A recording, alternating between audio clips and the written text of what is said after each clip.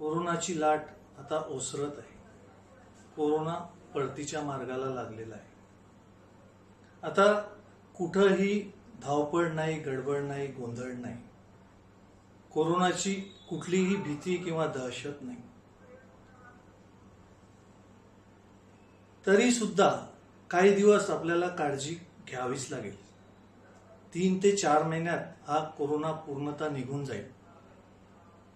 ही जी स्वच्छतेची सवय आपल्याला लागली आहे, ही याच्यानंतर येणाऱ्या भविष्यात आपल्याला अनगिनत संसर्गजन्य आजारापासून वाचवणार आहे.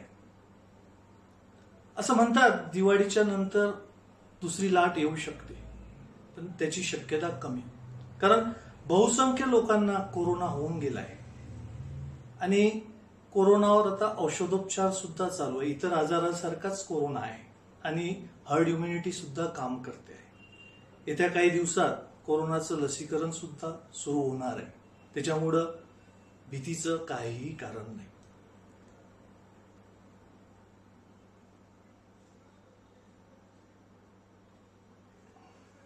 आज आपल्याला सर्वात मोठ्या समस्येला सामोरं जावं लागते.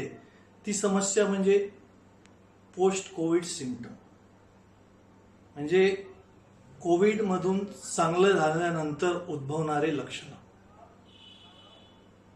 कदाचित कोविड पेक्षाही तीव्र स्वरूपाची ही लक्षणं असतात.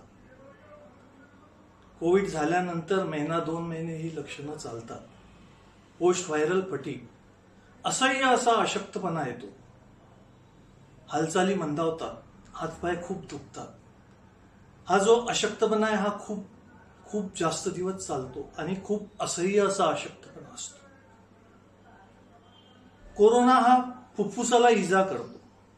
ते फुफ्फुसांची जे इजा असते तर ती फुफ्फुसाची शक्ती कमी करते. त्याच्यामुळे श्वसनाचा त्रास होतो, दम लागतो, धाप लागतो.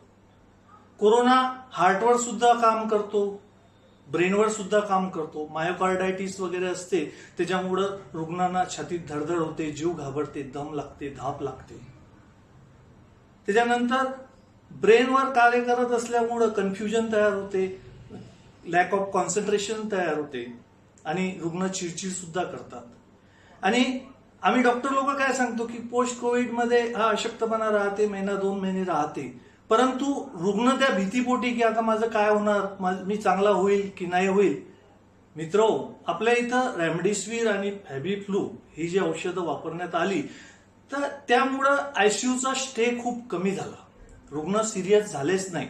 त्याच्यामुळं जे रुग्ण सिरियस झालेच नाही, लंगला एवढी इंजुरी झालीच नाही, तर पुढचे जे पोस्ट कोविडचे सिम्पटम आहेत तर ते फार काळ जास्त राहणार नाही. 1-2 महिन्यात ते सिम्पटम नक्कीच जाणार. परंतु रुग्णाला ते माहिती नसते, त्याच्यामुळं तो तणावात येतो, एक सायकोलॉजिकल स्ट्रेस तयार होते किंवा आता तर मी कोरोनातून तर चांगलं झालो, परंतु हे काय नवीन लागलं, हे किती दिवस चालणार, हे कसं चालणार, या भीतीपोटी तो आणखी डिस्टर्ब होतो.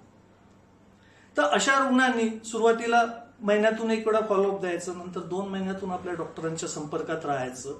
100% हे जे पोस्ट कोविडचे लक्षणं आहेत ती आपोआप निघून जातात. हे सर्व रिव्हर्सिबल लक्षण आहे, म्हणजे हे आपोआप परत निघून जातात.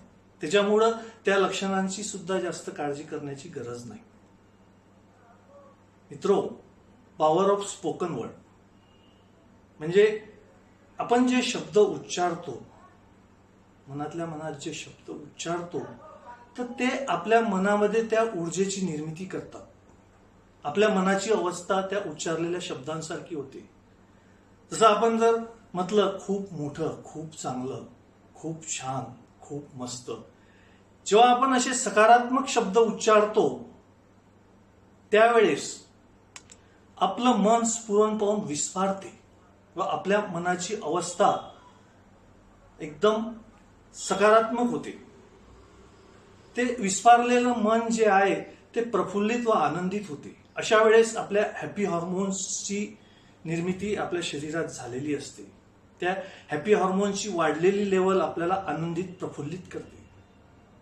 तसंच जेव्हा आपण म्हणतो खूप वाईट, खूप खराब, बोगस असे शब्द जेव्हा आपण उच्चारतो तेव्हा आपलं मन आकुंचन पाहून आकसून जाते, अकडून जाते व आपण तणावात येतो, स्ट्रेसमध्ये येतो, आपल्या मनाची स्थिती एकदम नकारात्मक होते. यावेळेस आपल्या शरीरातील स्ट्रेस हार्मोन्सचं प्रमाण वाढलेलं असते, म्हणून आपण तणावात असतो. म्हणून शब्द उच्चारताना प्रत्येक वेळेस विचार करून हे करायचं. आपण ही जी सकारात्मक ऊर्जा असते हिची निर्मिती आपण आपल्या शब्दांच्या उच्चारानं करू शकतो.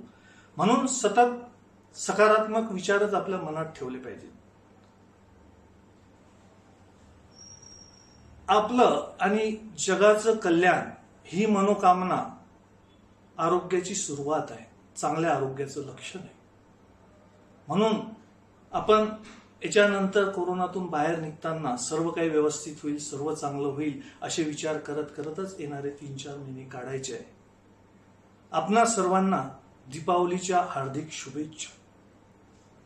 मित्रहो, ध्वनी प्रदूषण आणि वायू प्रदूषण टाळून आपल्या कोरोनाग्रस्त आणि पोस्ट कोविडमधून झुंजणाऱ्या रुग्णांना आपण ध्वनी प्रदूषण व वायू प्रदूषण टाळून मदत करा ही हात जोडून विनंती करतो. धन्यवाद.